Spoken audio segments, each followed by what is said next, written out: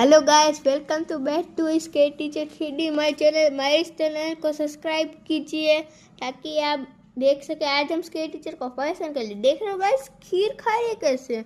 अभी हम खीर से उल्टी कराएंगे इसके। हाँ गाइस, हो सकता है टेबल के पास ही मुझे कुछ ऐसी चीज़ मिल गई। हाँ, टेबल के पास तो नमक है। हाँ गाइस, नमक से हम उल्टी कराएगी उसको।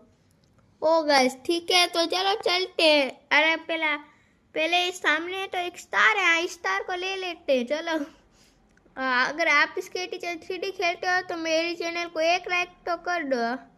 चलो इसके टीचर चल गए। ओ इस जल्दी दरवाजा खुलते हैं। चलो सिकंजा तो बच गया सिकंजा से। ओ ये रहा नमक और इस पे डाल दिया मैंने। हाँ गाइस, अब जल्दी भागना पड़ेगा, सिकंजा लग गया। कोई बात नहीं, हम निकल गए। चलो जल्दी से बाहर चलते हैं ताकि स्केट टीचर शांति से उल्टी कर सके। आजा स्केट टीचर, उल्टी कर। और आना, चलो थोड़ी देर वेट करते कि कब तक करेगी। ओ आ रही, आ गई।